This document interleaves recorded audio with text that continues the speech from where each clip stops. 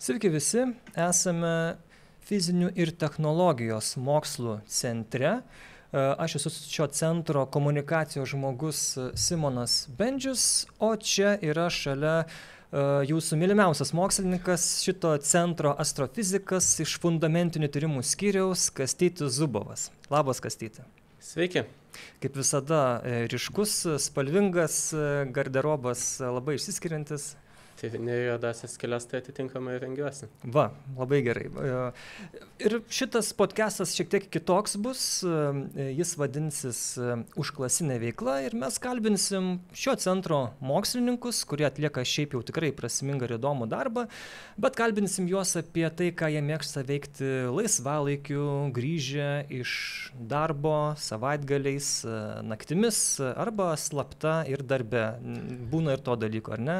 Ką čia dabar slėpti. Tai ir proga pasitaikė tokia, kad visai neseniai čia birželio pabaigoje pagaliau išėjo lietuviškai Tolkieno, jau šito autoriaus, kurio nereikia pristatinėti, knyga Berenas ir Lūtijena, tikrai kitokia meilės istorija.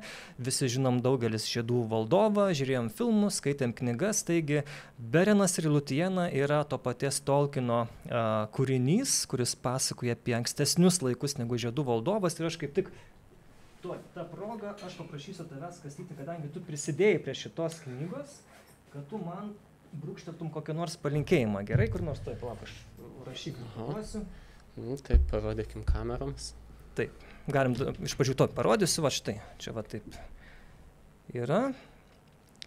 Leidyklos neminėsiu, leidyklą visi susiras kas, bet gera leidykla, žodžiu, ir štai.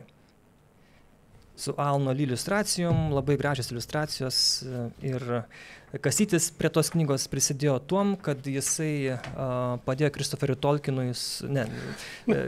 kitaip, jisai buvo vienas iš, kaip čia, prižiūrėtojų, ar ne, kažką, kad viskas būtų teisingai, kad vardai nesumaišyti, vietovardžiai. Nu, pats papasakosi apie tai, kol dabar rašai palinkėjimą. Dar Kastytis, prie ko čia tos Tolkienas, ar ne? Kastytis yra draugijos Tolkien Lietuva prezidentas, ilgametis, jau jam kadencija turbūt jau greit baigsis, ar čia tiesiog be kadencijų pas jūs yra? Kadencijų limito nėra, bet šiaip kadencijų jau daug prezidentauju, taip. Tai toks absoliutizmas toks vyksta, ar ne? Ten, ar kaip? Na, norėčiau tikėti, kad ne. Jo. Ir matau ir žiedą, kuriame čia išrašyta. Taip, ant mano vestuvinio žiedo irgi yra įrašas Tengvomis, tai yra Tolkieno viena iš sukurtų rašto sistemų ir tas užrašas yra Kvenija kalba, kuri yra viena iš Tolkieno sukurtų elfų kalbų.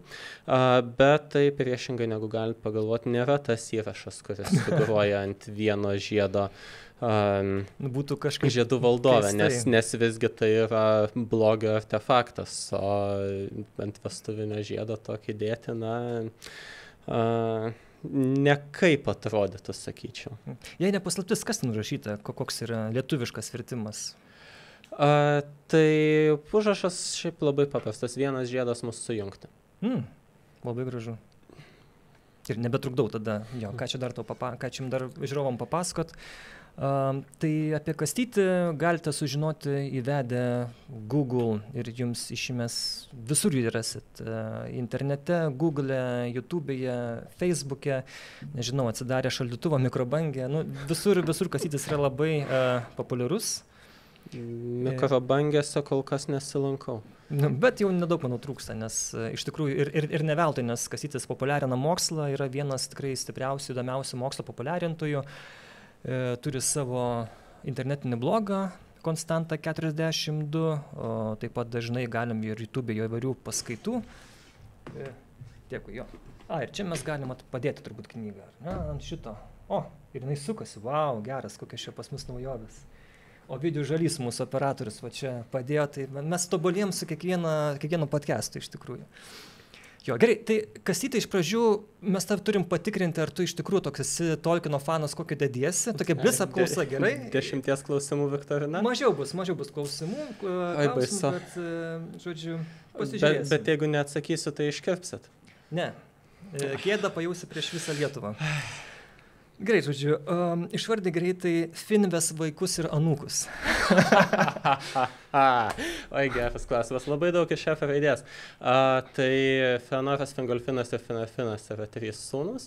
Anūkai Fenora, Marvesas, Magloras, Kelegormas, Kurufinas, Karantiras, Amrodas, Amrasas.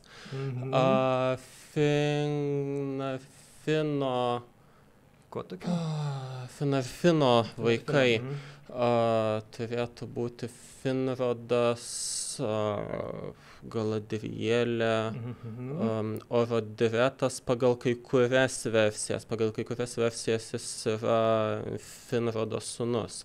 Tai čia nežinau, į kokį variantą žiūri. Ir Fingolfino vaikai... Dar Finarfino, dar du vaikai nepavardinti. Angradas ir Agnaras. Aš vis pamirštu, kuris jų tėvas. O tada Fingolfino bus Fingonas, Turgonas ir Revelė. Dar vienas yra. Dar vienas. Baisu. Panašu į dujų pavadinimą. Tai Agnaras? Argonas. Okay. Gerai, toliau tada. Labai trumpai keli sakiniais, kas geriau ir kodėl? Fingolfinas ar Finarfinas? Važiuojam. Įdomus klausimas. Iš vienos pusės Fingolfinas buvo tas, kuris pasiryžo keliauti iš palaimintųjų vakarų į Viduržemę ir mesti iššūkį Tamsos valdovui Morgotui, ir jį netgi sužeidė 7 kartus, kas yra visiškai badass. Ir viena iš epiškiausių scenų visame Silmarillione. Iš kitos pusės Finarfinas suprato, kuo viskas baigsis, ir liko savo ramiai Valinore. Tai galbūt Finarfinas buvo šiek tiek išmintingesnis. Tingolas ar Turgonas? Čia irgi kas geriau? Jo, kas geriau? Čia jau daugiau panašumų, gal sakyčiau, negu skirtumų. Abu valdė slaptas karalystės, abu iki gana ilgai išgyveno, bet galiausiai Turgonas išėjo į atvirą kovą, į atvirą mūšį prieš Morgotą, kas, sakyčiau, jį daro narsiu kovotojų, ką simboliškai galėtumėm sakyti, rodo ir tai, kad jisai visgi žuvo būtent kovodamas, ir gindamas savo miestą nuo Morgoto invazijos. Tuo tarpu Tingolas pasislėpęs toje savo karalystėje Dorieto, jisai žuvo jau nuo dvorfų rankos po to, kai nesutiko jiems sumokėti už tai, kad jie jam nukaldino brangakmenį. Gėdingesnė šiek tiek tokia mirtis. Taip. Dorlominas ar Gondolinas? Čia gal lengvesnis toks. Gal šiek tiek, Dorlominas iš esmės žmonių labiausiai gyvenamos žemės, vieno iš Fingono berods valdos. Sūnaus Fingolfino, jo. Jo, tai va, to Gondolinas Turgono karalystė, tai kaip miestas, kaip tvirtovė, tai Gondolinas didesnis, įspūdingesnis ir galingesnis, sakytum. Iš kitos pusės Dorlominas buvo viena iš vietų, kuriuose vyko karai, bent jau vėlyvojoje 1 amžiaus pusėje. Tai dėl to, pasakyti, kuris geriau, čia jau nematau kriterijų. Epiškiau, visgi Gondolino kritimas, apie ką irgi yra dar viena Tolkieno knyga, kurios kol kas lietuviškai neturime, bet gal tikiuosi sulauksime. Būtent Gondolino žlugimas, tai buvo tikrai irgi epiška istorija. Gerai, ir Elvė ar Olvė? Jau prie visai senųjų variantų.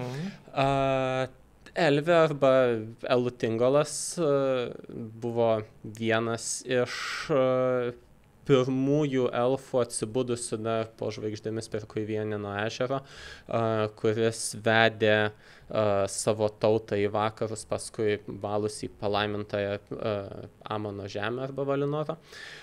Bet vieną kartą miške pamatęs, sakykime, fėją, deivę, pusdeivę, Melianą, sustingo ir dėl meilės paliko visą savo tautą. Na, ne visai visą, kai kurie iš jų liko su juo, bet kiti nukeliavo kaip tik su Olve. Tai Olve toksai stepped up when he was needed, sakyčiau. Tai tik pasirodo vėl, kada jau tas rūstybės karas prasideda. Taip. Tai aš irgi šitą žinau, aš kitose podcastuose aš tiesiog karpau ausim, nes nesuprantu nieko. Čia jau truputį jaučiuosi geriau, nes jau ir pats kažką galiu savo pridėtinę vertę labai menką pridėti. Jau. Tai va, tai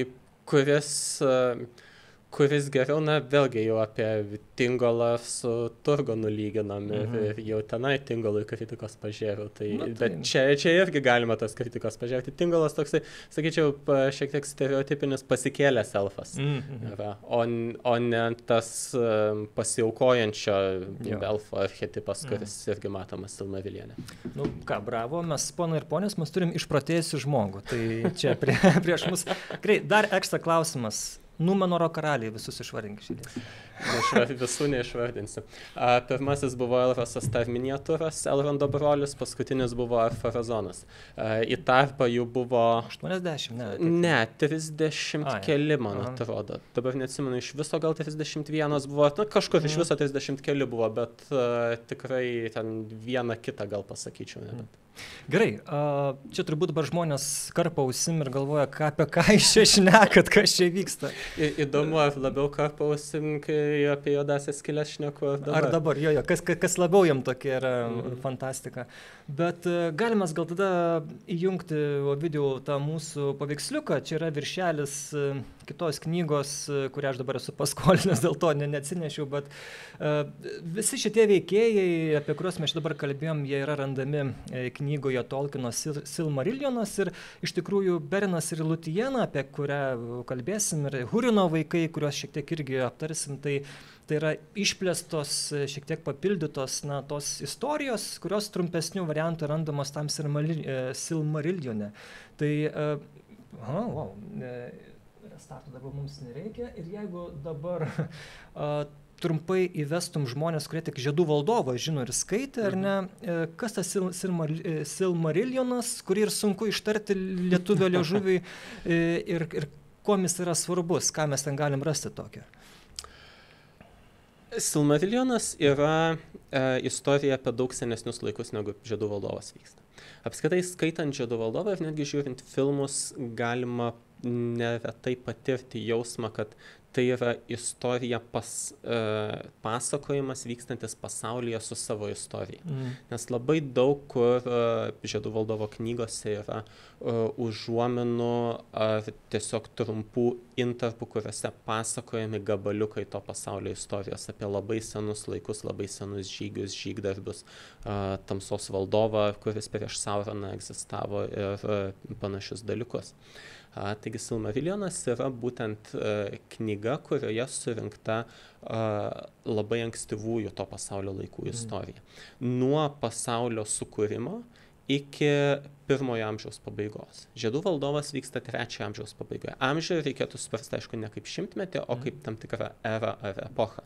3 amžius trunka kiek daugiau nei 3000 metų, prieš tai 2 amžius beveik 3500 metų, na ir 1 amžius trumpiau, šiek tiek daugiau nei 500 metų, bet jis skaičiuojamas yra nuo pirmojo Saulės ir Mėnulio patekėjimo. Tolkieno mitologijoje Saulė ir Mėnulis buvo sukurti gerokai vėliau negu atsirado Žemė arba Arda. Ir Silmarillionas pasakoja istoriją būtent nuo Ardos sukūrimo ir net nuo dar kiek anksčiau iki to 1 amžiaus pabaigos. Tai jis aprėpia šiaip 10 000 metų, nors skaitant gal taip ir neatrodo. Kartais Silmarillionas šiek tiek lyginamas net ir su Biblija, pavyzdžiui, bet labiau jis lygintinas tuo, kad tai yra būtent mitologinio pobūdžio kūrinys. Žiedų valdovas tikrai yra romanas. Jame jaučiasi epiškumas, didybė ir būtent tos istorijos užuominos, bet visgi tai yra romanas, kuris pasakoja apie labai konkrečius įvykius, kurie iš viso trunka, prasideda jie ten keliasdešimt metų iki Žiedo karo, bet pagrindinė veiksmo dalis jį trunka mažiau nei metus. Nuo tada, kai Frodas išsiruošė iš grafystės keliauti su žiedu, iki tada, kai žiedas sunaikinamas, praeina mažiau nei metai. Kovo 25 diena? Taip, kovo 25 diena yra žiedo sunaikinimas, o Frodas iškeliauja ankstesnių metų rugsėjį, man atrodo. Taip, tuo tarpu Silmarillione yra aprėpiami tie visi 10 000 metų istorijos ir netgi Silmarillione pabaigoje yra vienas skyrius, kuriame nupasakojama ta žiedų istorija, ne tik tai, kas žiedų valdove vyksta, bet ir tai, iš kur tie žiedai atsirado, kaip Sauronas iškilo, kaip žiedo šmėklos Nazgulai atsirado ir panašiai. Ir tai žiedų valdovo siužetas užima gal kelis puslapius Silmarillione. Vat maždaug tokiu koncentruotumu pateikiama informacija Silmarillione. Taigi čia jis skaitant, šiek tiek panašu į tai, kaip skaitytum kokius nors senovinius mitus. Ar tai būtų, tarkim, graikų mitai, ar indų mitai, ar kas nors. Tai čia vat yra viduržemės mitai. Tai vat toks trumpas įvadas į tai, kas čia per knygą. Tai va, ir daug tų tokių vietovardžių, vardų, kur labai panašiai skamba, nekilo noras, pirmais kartais, kai skaitai, kad, žydų valdove viskas atrodo paprasčiau. Yra Legolasas, yra Meris, Pipinas, Frodas, Semas, labai lengva atskirti. O čia, turgonai, tingolai, tu turi vis žiūrėti į priedą, kuris čia kieno vaikas, čia kieno brolis, ar ne, ten vietovardžiai, visa kita. Nebuvo tokio noro, kad, galėjo paprasčiau kažkaip. Man nebuvo, bet žinau, kad tikrai dažnai daugam yra būtent dėl to sunku skaityti Silmarillione, daug kas ir numeta neperskaitę, būtent dėl tos vardų vietovardžių gausos. Kai apskritai vienas iš skyrių yra, tarkim, tiesiog kuriame surašyta apie tai, kuriuose tos vietovės, to regiono, kuriame ten vyksta veiksmas, Beleriando, kuriuose jo vietose kokie elfų valdovai karaliavo.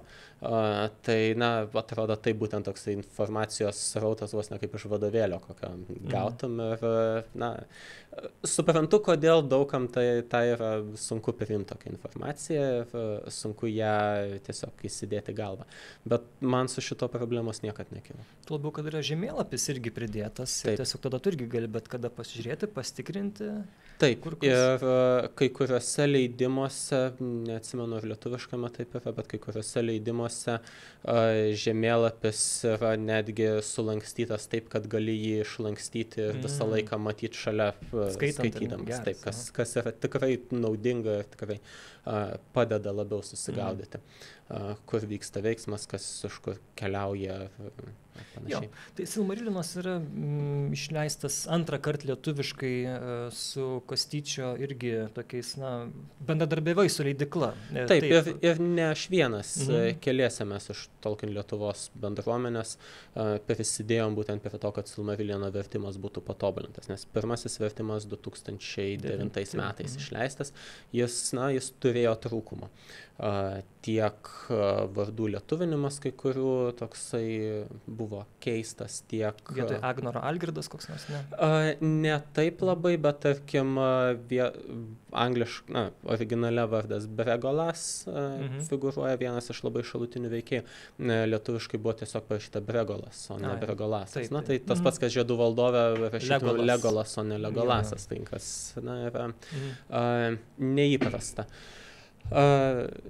Ir taip pat kai kuriuose vietose didesnių net ir prasmės šiek tiek klaidų buvo, tiesiog matėsi, kad vertėjas nežinodamas platesnio konteksto to kūrinio, kai kur išvertė neteisingai. Tai mes tiesiog peržiūrėjom visą vertimą ir taip padėjom, manau, padaryti geresnį.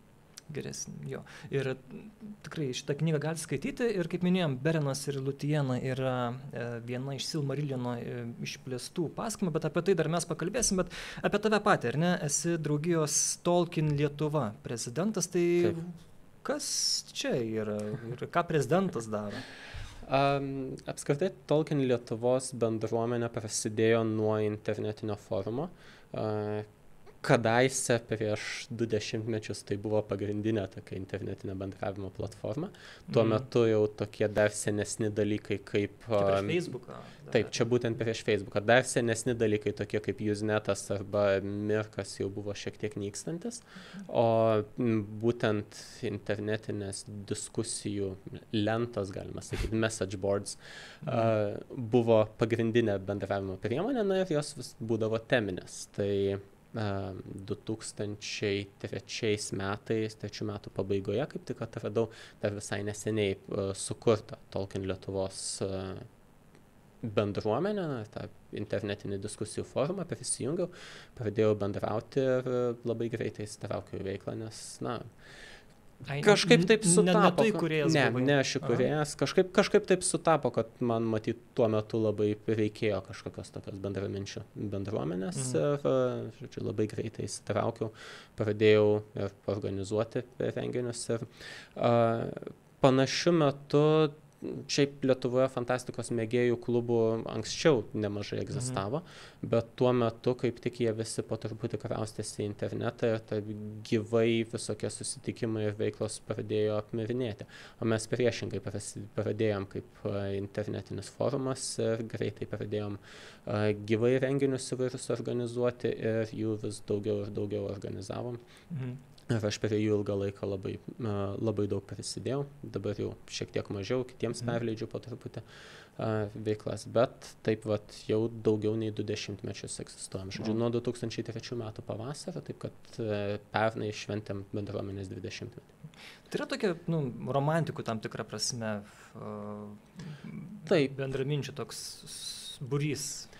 Taip, tikrai yra to, kad ir tokie romantikai, tiesiog fantastikos mėgėjai visi, manau, kažkiek romantika yra, ypač tie, kas fantasy arba maginė fantastika. Nes labai įdomu, tarkim, Marina, tikrai daug yra žmonių, kurie, kaip ir tu, tiksliukai tie vadinamieji, kurie yra ir mokslininkai, jie, mokslinė fantastika, jie skaito, nes natūralu įdomu, ar ne, kaip čia ateityje tie visi tyrimai, kurie pažengs ir kas iš to išeis, bet tarkim, ar ne, tu tas kabutės, nekabutės, rimto žmogus, mokslo vyras, ar ne, visą kitą, ir tu, skaitai pasakas ir netgi esi lengvai išprotėjęs dėl šitų dalykų. Kaip čia taip? Taip, aš šiaip visokią fantastiką mėgstu. Tikrai mokslinės fantastikos irgi daug skaitau ir žiūriu ir žaidžiu ir mėgstu tą, bet maginė fantastika taip pat labai, labai mielas man širdžiai dalykas. Tolkieno kūryba džiugina ir pagavo mane būtent tuo pasaulio kūrimo užmoju. Būtent skaitydamas Žiedų valdovą, kai pamačiau to pasaulio istorijos, tokias užuominas, nedidelius krislelius, kuriuos ten Žiedų valdove galima pamatyti, tai labai susidomėjau, kur čia ko daugiau yra, paskui ir Silmarilioną ir įvairias kitas Tolkieno knygas skaičiau, kuriuose vis daugiau ir daugiau to atsiskleidė ir tai būtent mane labai domino. O Tolkienas pasaulį kūrė visokeriopai ir jam labai buvo svarbi ta vidinė pasaulio logika, kas irgi yra tam tikras mokslininkiškas aspektas. Nes patsgi buvo mokslininkas, nors ir ne tiksliųjų mokslo atstovas, bet filologas, kalbininkas, senosios anglų kalbos specialistas. Tai jo kūryboje irgi tas kažkiek atsispindi. Pats sukūrė tas kalbas? Taip, ir pats kalbas kūrė, ir būtent pasaulį kūrė, ir net ir tokius dalykus kaip to pasaulio astronomija irgi atsižvelgia į tai, kaip jį galėtų kokia būti. Jo, ir Tolkien Lietuva, kaip minėjai, 20 metų ar ne daugiau gyvuoja, ir aš kaip tik buvau atostogavau, labai tom džiaugiuosi ir buvau Lenkijoje, vienam tokiam paprastam knyginėlyje ir ten tiesiog mažas knyginėlis ir viena lentyna Tolkienui. Viskas ten, aišku, Žiedų valdovo, ten bent keli leidimai ir Silmarillion ir kas tik nori ten, pilna. Gaila, kad lenkiškai nemoku, tai ne. Paskui Italijoje teko lankytis, kažkaip klausiau, gal turit kažką angliško apie Tolkieną. Sako, angliško neturim ten itališko, parodė. ir kažkaip užsikalbėjom ir ta pardavėja tokia sako, pas mus Italijoje yra Tolkieno ten tokia draugija, kurie kas 2 metus jie perleidžia naujai kokius nors jo knygas su tam tikrais patikslintais vertimais. Jie susieina, žodžiu, ir jie knibinėjasi, aiškinasi, kur čia dar būtų galima geriau išversti, ką čia kažkaip ar nepakeisti. Ir jie šitaip aktyviai. Ir sakau, kokia tik neseniai išversta Lietuvoje buvo Bernas Liutiana, pirmą kartą, sako, mano mylimiausia knyga, tada ten palinkėjom gerų dienų ir visi kita. Tai kada mes pasivysim Lenkiją? Bent jau.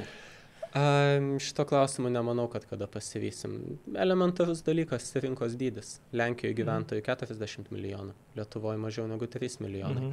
Tai tiesiog, taip, Žiedų valdovas pakankamai populiarus, kad būtų komerciškai sėkmingas.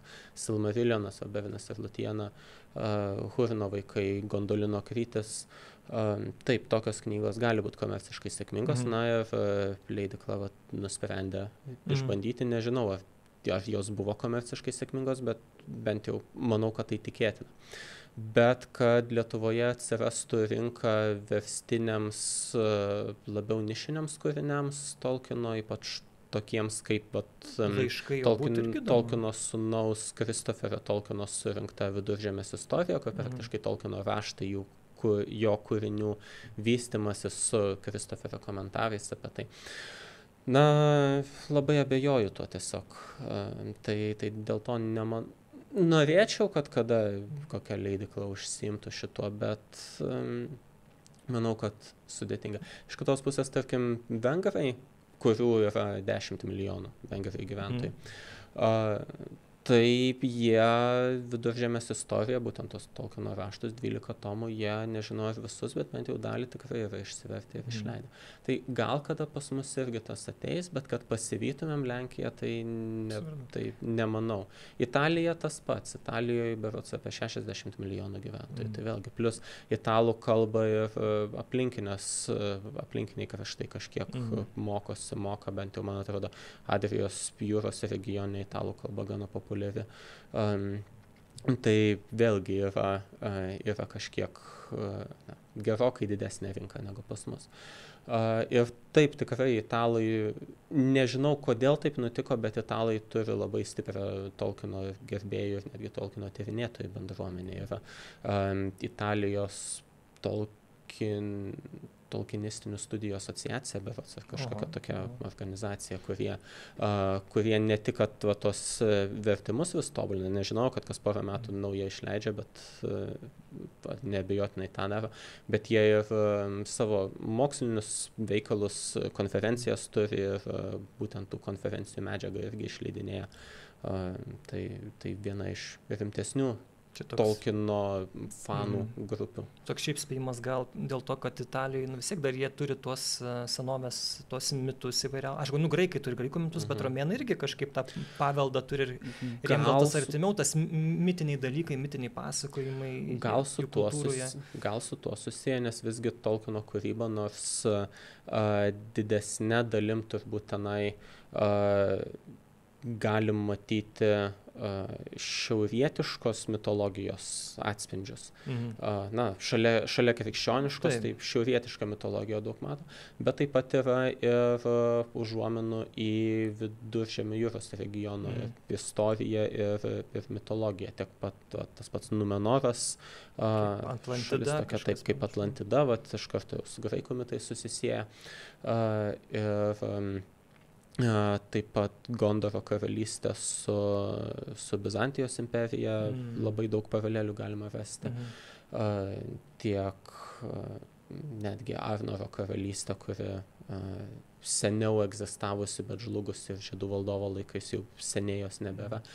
Kažkiek su Vakarų Romos imperija galima sieti, arba su Frankų imperija. Taigi ir patys tie valarai, arba valai, elfiškai valarai, o kaip ir kaip valai ar valarai? Lietuviškam vertime visgi valarai paliko. Ja, nors man kaip ir gražiau skambėtų, kad tiesiog valai sakyti, nes vienaskaita būtų valas arba valė, tada daugiskaita valai. Bet valarai, kurie, o ten žmonių kalba, kaip rašo, tai dievai, kaip kaip tokie, kaip angelai tam tikri, kurie atsakingi už įvairias irgi pasaulio sritis, tai irgi va toks labai įdomus dalykas. Taip, na, tai vėlgi čia iš vienos pusės matom tarsi tokį panteoną pagoniškų dievybių, iš kitos pusės, kadangi yra vienatinis dievas kūrėjas Ero, ir Valavi yra jo pavaldiniai ir jo sukurtieji, tai čia matom jau tokią hierarchiją panašesnį į krikščionišką. Kaip dievas ir angelai, kažkas panašaus. Būtent dievas ir angelai. Tai galbūt ir iš tos pusės italams kažkas labiau kultūriškai imponuoja. Bet šiaip labai įdomu, kad tikrai randa daug ką savo ir krikščionis, ir pagonis, ir tarkim, ir ateistai Tolkieno kūryboje, nes tikrai daug yra įvairių tų dalykų, už ko tu užsikabini ir tavęs nepaleidžia, bet man tai šiaip keistas dalykas yra, gal tu atsakysi, kodėl, pavyzdžiui, yra kai kurių ir metalo grupių, ir, na, čia žaidimas gal toks, bet tiesiog irgi labai, kurie pasivadina ir kurie labai ten tais blogio, blogiečių ar ten kokių nors tų vietovių, kur ten tas blogis siautėja vardais. Nors tas blogis, jisai akivaizdžiai knygos šitose, tai yra blogis, jis yra smerkiamas ir galų gale jis vis tiek pralaimi arba žadama, kad pralaimės jau tam pačioje pabaigoje. Bet kažkaip vis tiek, kad žmonės, jiem tas patinka ir jie kažkaip tais blogiečiais nori būti. Metalo, ypač to juodojo metalo, man atrodo vienas iš tokių pamatinių kaip ir kultūrinių aspektų, sakykime, yra būtent maištas prieš nusistovėjusią tvarką. Na, kaip ir plačiau ir kitokio metalo irgi. Labai įvairu. Bet kiti metalistai gal kitaip kitokius aspektus pasirinko prieš kurios maištauti, o juodasis metalas būtent labai linkęs į religinius motyvus, nes daug ir satanistų yra visokių tarp juodojo metalo kūrėjų ir gerbėjų. Kad net ir satanistai semėsi iš Tolkieno, kas čia iš viso, Tolkienas pats, kuris buvo katalikas. Taip, bet būtent šėtonas yra vėlgi iš krikščioniškosios biblinės tos, pavadinkime, mitologijos elementas. Tai, čia irgi turim Tolkieno sukurtą mitologiją, kuri taip paremta krikščionybė ir kuriejas pats krikščionis, bet joje būtent tas blogis dėl to ir imponuoja, kad tai yra tam kažkuo susisieja su to šėtonu ir kažkuo susisieja būtent su to maištavimu prieš nusistovėjusią tvarką.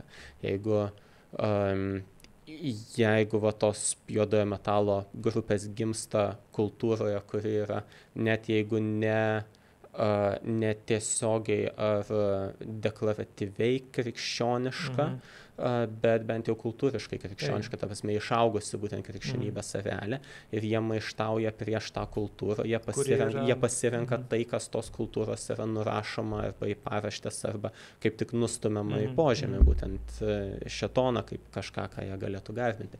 Tai iš Tolkieno kūrybos irgi tą pasiima. Yra naratyvas, kad elfai ir visi, kas jų sąjungininkai ir Valarai yra gėris, o Morgotas, Sauronas ir visi jų sąjungininkai yra blogis. Tai jeigu maištauja, tai pasiimi tuos, kas yra blogis ir sakai, kad čia yra mūsų idealas. Kai kurie galbūt net tiesmukai tą sako, kad čia viskas, ką mes skaitome Tolkieno kūryboje, yra elfų propaganda. Ir iš tiesų viskas buvo visai kitaip, o kiti gal tiesiog pasiima tą kaip metaforą. Kažkoks rusų autoris, man atrodo, taip parašė iš orkų pozicijų, tam škaitesnį žiedų valdovą. Taip, yra buvęs bent vienas toksai, gal netesinis perkūrimas žiedų valdovą, bet paskutinis žiedo nešėjas vadinasi, kur ir kodėl nenustabu, kad iš šitos šalies Mordoras pristatomas kaip tenai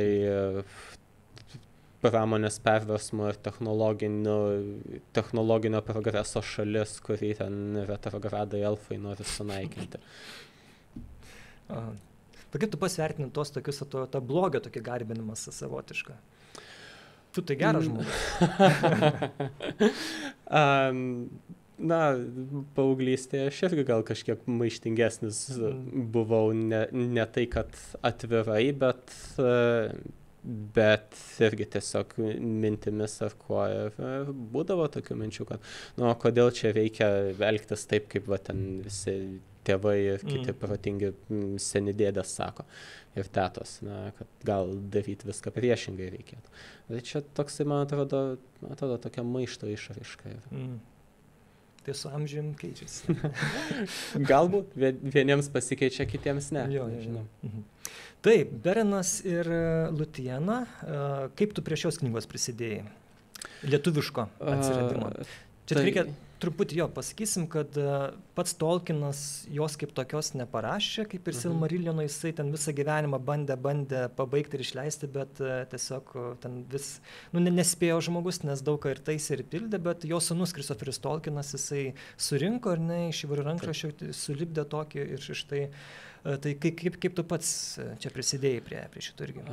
Taip, šioje knygoje tai konkrečiai yra netgi ne vientisa istorija surinkta ir suformuluota Kristoferio Tolkieno, bet būtent įvairios versijos tos istorijos, kurias Tolkienas per savo gyvenimą parašęs. Nuo ankstyviausios iki vėlyvųjų, jos pateiktos viena po kitos, tiesiog, kad galėtų skaitytojai susidaryti vaizdą, kaip keitėsi ta istorija laikui bėgant. Ir eiliuota yra versija. Taip, yra eiliuota versija, yra prozinės įvairios versijos, nes ta istorija, kaip ir daugelis Tolkieno rašytų kūrinių, jį keitėsi į ne vieną variantą turėjo. Kaip aš prie jos prisidėjau, tai panašiai kaip ir su Silmarillionu irgi keliese mes iš Tolkien Lietuvos prisidėjom tvarkydami vertimą. Tai vėlgi gavom vertėjos parengtą tekstą ir peržiūrėjom vėlgi kai kur tiesiog padėjom į kontekstą įsilieti, susigaudyti, kai kur tiesiog gal kokią vieną kitą klaidelę radom, kai kur ypač to eiliuotojai dalina, nes visgi vertėja ne profesionali poetė, tai tas eiliuotas vertimas, jis toksai labiau, kad pažodinis gavosi, negu labai poetiškai stiprus, kaip paties Tolkieno. O Tolkienas buvo stiprus poetas? Jis, sakyčiau, kad taip. Bereno ir Lutienos versija eiliuota. Tolkienas rašė tokia tiesiog rimuotų dviejų eilėdara, tai, sakykime, gana paprasta ir gana lengvai suvokiama mums. Kita, čia jau nukrypstant truputį nuo Bereno ir Lutienos, bet kitas Tolkieno mėgtas eiliavimo ar poezijos būdas yra aliteracinė eilėdara, kurioje svarbu ne rimavimasis, o būtent aliteracija, kad turint tekste, eilutėje kirčiuoti skiemenis turi tokias pačias pradinės priebalses, ar kelias tokias pačias pradinės priebalses. Ir tai prideda tam tikro ritmo tokio specifinio, nors iš pradžių gali neatrodyti kaip eilėraštis ar poema, bet tai yra visiškai kita poezijos mokykla, būtent ateinanti iš Skandinavijos, iš šiaurietiškos kūrybos. Beowulfas tokia pačia eilėdara parašytas, tas senovės anglų kalba parašytas epinis tekstas, vienas iš pagrindinių senovės anglų kalbos literatūrinių kūrinių, kuris išlikęs yra iki šių dienų. Tai Tolkienas tokia eilėdara irgi nemažai rašė kitų istorijų, bet Bereną ir Lutieną ne taip. Tu žinai, ar tu ko nors nežinai apie Tolkieną iš vis? Labai daug ko nežinau. Ko nežinai? Sudėtinga atsakyti tokį klausimą. Grįžtant prie Bereno ir Lutienos, taigi čia turim įvairias versijas, padėjom tiesiog sutvarkyti vertimą. Dabar jau su leidykla turim tokį nerašytą susitarimą, kad kai ką nors Tolkieno galvoja leisti, tai su manim pasitarė, kaip čia geriau ir vertimą parodo irgi. Visiems geriau. Taip, čia kompiuteris restartuojasi, dėl to toks triukšmas pas mus, tai nekreipkite dėmesio, jeigu galit, atleiskit mums. Tai yra neeilinė meilės istorija, galima sakyti. Mes ją randam, meilės istorija Žiedų valdove, tarp elfės ir žmogaus. Bet šita istorija yra, nėra taip, kad išvaduoja princas, ar ne, ten karalaitė, ar riteris karalaitė, bet čia netgi atvirkščiai. Ir čia rasim ir meilės, ir vėl to epiškumo, didybės, ir tokių gal baisių elementų, ir kovos gėrio prieš blogio. Tai ką tu galėtum protingesnio pasakyti apie šitą knygą? Istorija taip labai sutraukiantis istorijos momentus. Ir nespoilinti. Ir per daug stengiantis nespoilinti.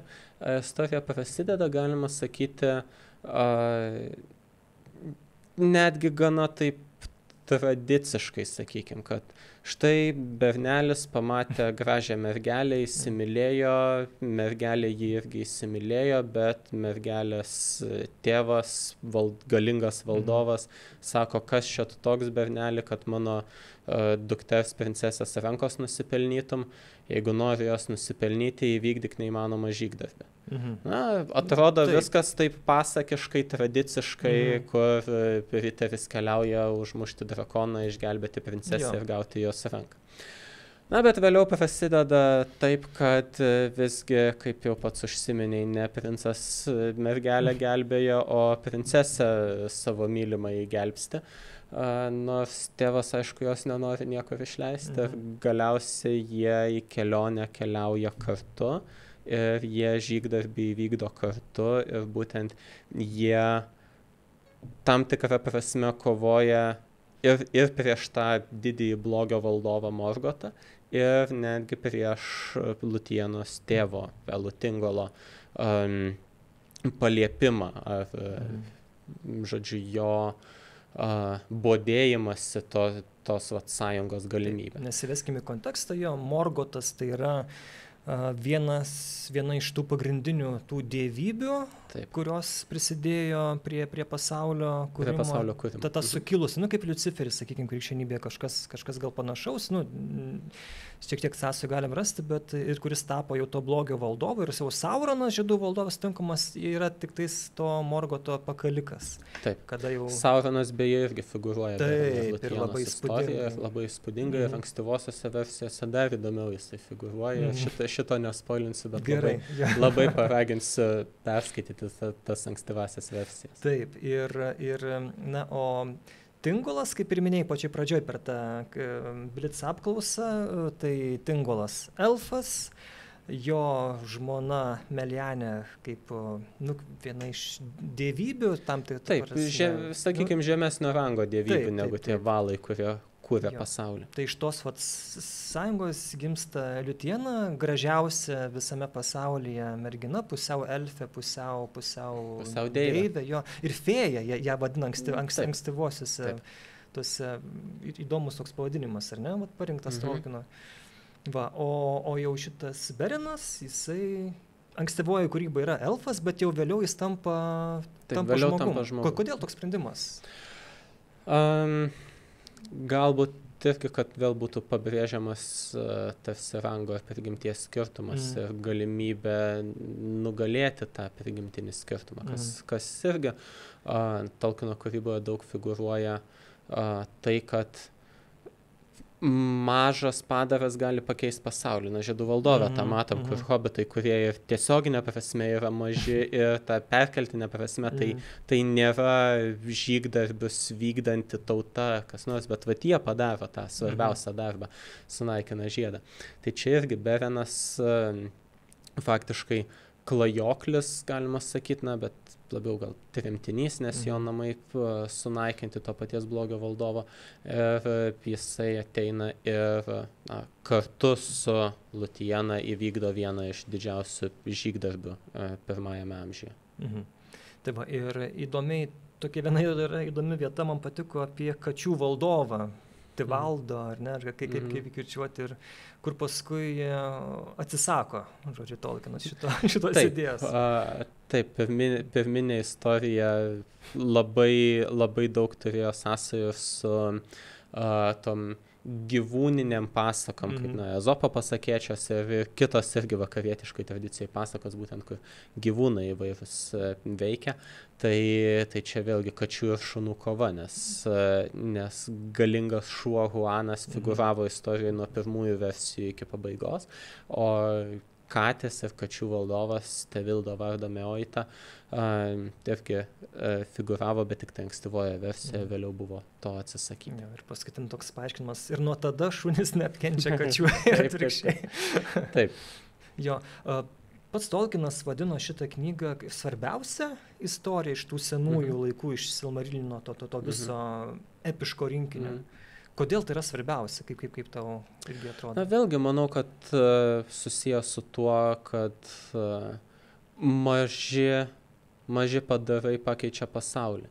Kad Berinas ir Lutiena įvykdo žygdarbį, kurio nesugeba įvykdyti visos didžiausios elfų armijos, netgi bendrai veikdamas.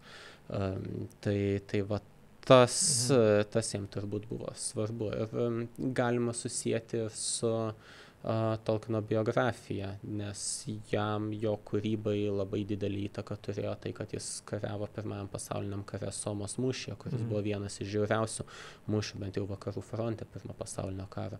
Jis ten apie pusmetį buvo dislokuotas, vėliau susirgęs patrauktas atgal ir tada jau dėl paliegusios sveikatos nebegrįžo į frontą iki karo pabaigos. Bet vis tiek tas pusmetis ir plus visa to pirmo pasaulinio karo patirtis, kai jo vaikystės draugai visi žuvo kare, tai tas buvo labai toksai svarbus elementas. Ir tas faktas, kad kai tu esi kažkur apkasuosi ir tenai turi savo būrą draugus, tos paprastus kareivius, kurie net toli gražu nėra profesionalūs kareiviai, jie prieš kelias savaitės greičiausiai buvo kokia nors žemdirbėja, ten paštininkai ar kalnakasėjai ar dar kas nors iš Anglijos provincijos, o dabar numesti į tokią peklą.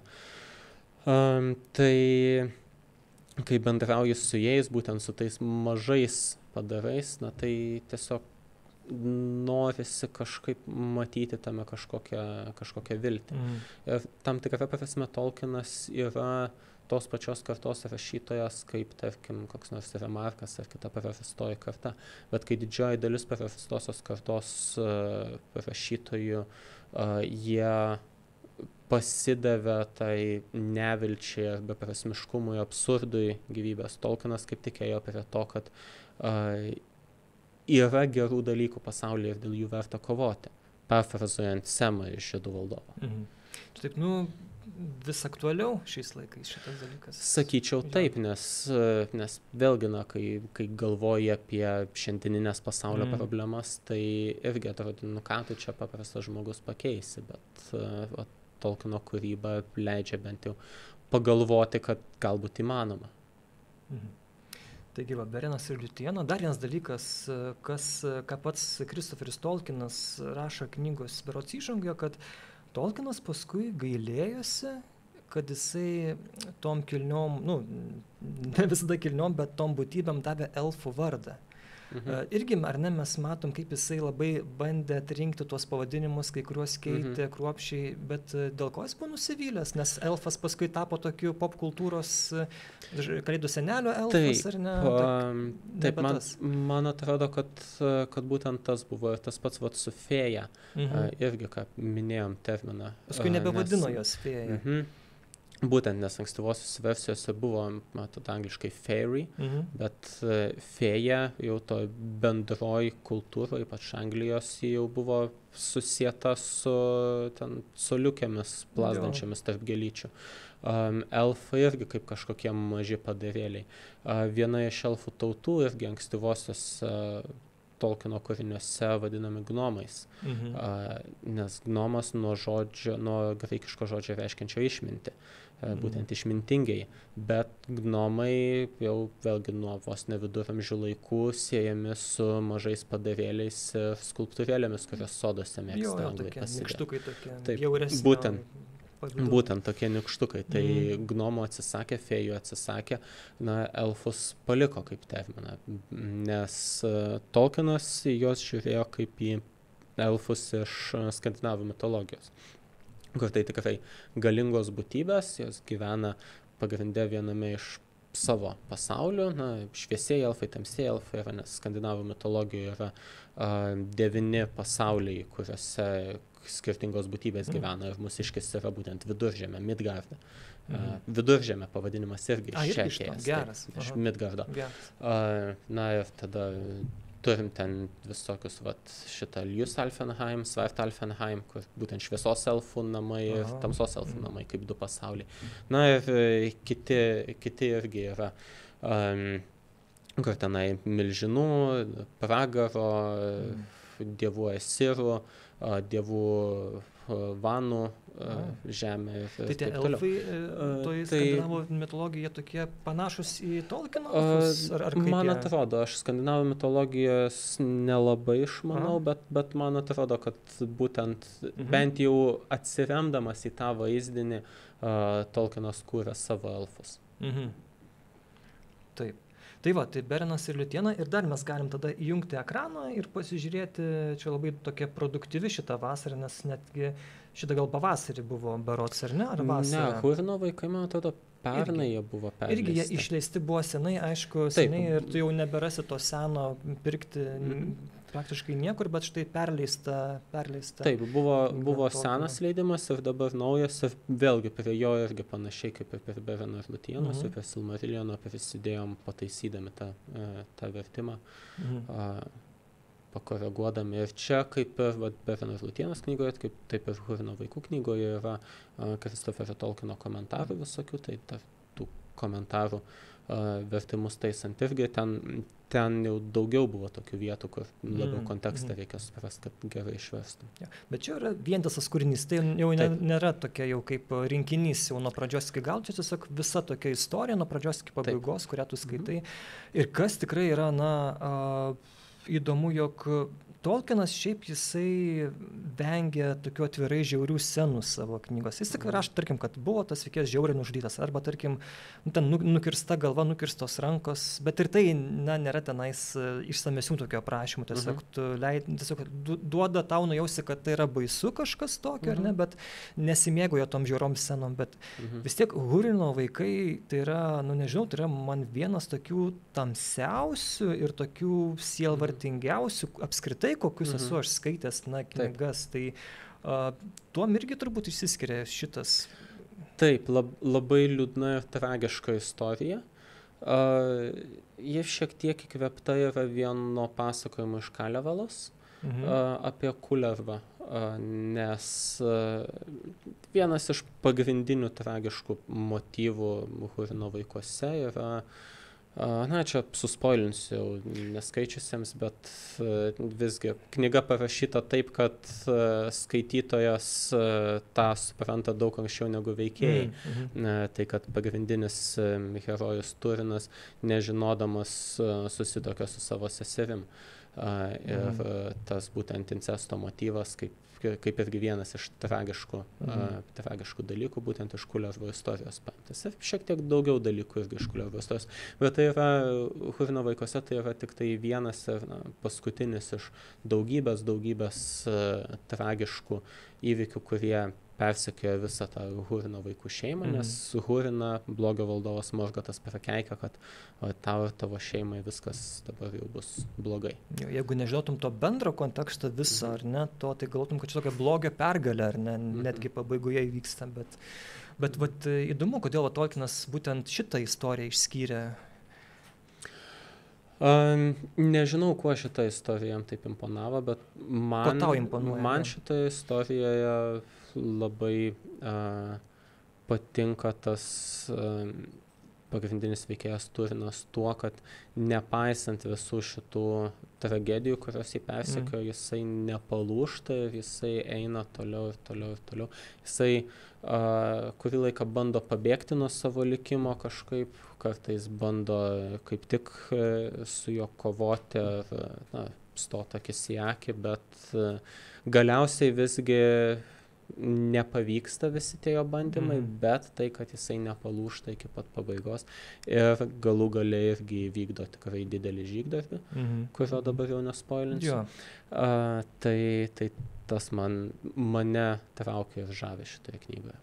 Tai irgi Šita knyga neseniai vėl dar kartą pasirodė Lietuvoje ir galim dėkoti ir Tolkien draugijai ir Kastyčiui už tai. Ir tada, aišku, jau iš karto jau laukiam, čia neprikrito kokių vabalų, nes aš čia palapiniai skaičiau, tai, bet ne to.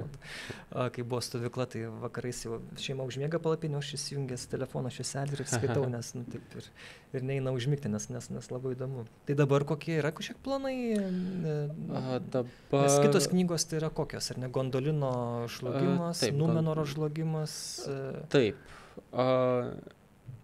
Apie Gondolino žlugimą kalbėjom su leidykla, jie 100% apsisprendė, dar lyg tai nėra, arba gal jau yra, bet man dar nesakė. Bet tikiuosi, kad bus. Jeigu Bernas ir Lutiena nebus visiškai komerciškai nesėkminga, tai manau, kad Gondolino žlugimo sulauksim, galbūt ir Numenoro žlugimo, kas šiaip ir angliškai visai naujai pasirodžiusi knyga.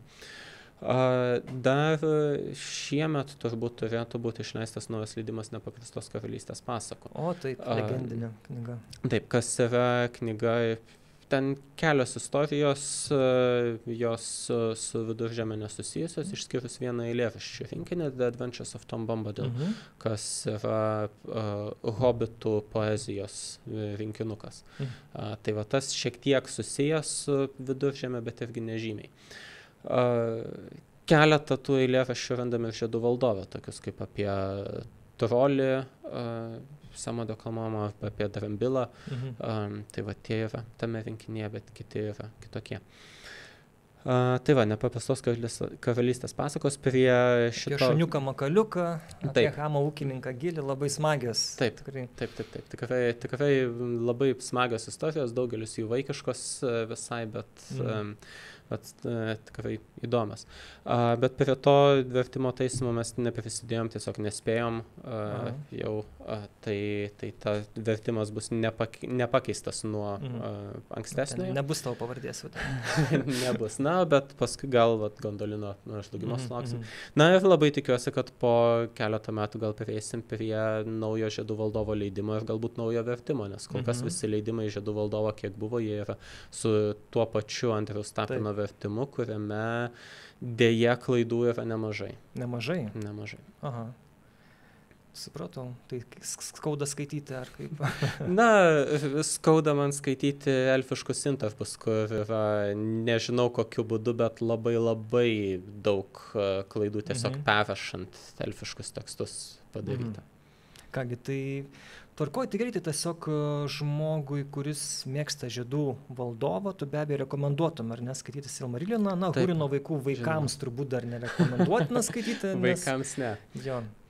Ir Bereno ir Lutieno turbūt ne vaikams skaityti. Turbūt. Jo. Nors ten nėra jokių ten erotinių scenų, nieko. Ne, tokių nėra, bet ir žiaurių scenų yra ir plus visa idėja tos istorijos nelabai atskleidžiama. Plus, kadangi čia yra būtent istorijos versijų rinkinys, tai nemanau, kad vaikai iš šito gautų daugiau ko nors negu Silmarilionę tą skyrių perskaitė. Taip, ir tiesiog kokia bus dabar artimiausia veikla Tolkien draugijos, ką numatęs? Mes šiaip kasmet organizuojam, perėmėm iš kitų organizavimą, bet jau daug metų mes organizuojam Lietuvos fantastikos mėgėjų festivalį Lituanikoną, kuris šiemet vyks spalio 12 dieną Vilniuje. Tai va, nemokamas renginys, kuriame tiesiog viena diena yra keli srautai pranešimų įvairių, interaktyvios veiklos, žaidimai įvairūs ir panašiai. Šių metų tema folkloras, taip kad apie visokius folkloro ir fantastikos ryšius, kurių tikrai yra labai daug. Ačiū. Tai tokia buvo ta mūsų tinklalaidė. Čia Fizinių ir technologijos mokslų centras ir jame dirbantis astrofizikas Kastytis Zubovas, žmogus, kuris šitame susvetimėjęsime pasaulyje, kur daugam svarbus tik pinigai ir valdžia, išlaiko tą žmogiškumą ir romantikos dalelę, kuri iš tikrųjų yra tai, kas veda į priekį. Beje, meilė yra 5. dimensija. Paliksiu neatsakytą šitą klausimą. Va, tai susimastysim ir tada dėkui, kad žiūrėjot. prašom palaikinkit, rašykit komentarą ir pasiekite mūsų FTMC Facebook'o puslapį, šitą YouTube'o kanalą, kuriame dabar žiūrit video, ir iki kitų kartų. Ačiū, kad pakvietei. Iki.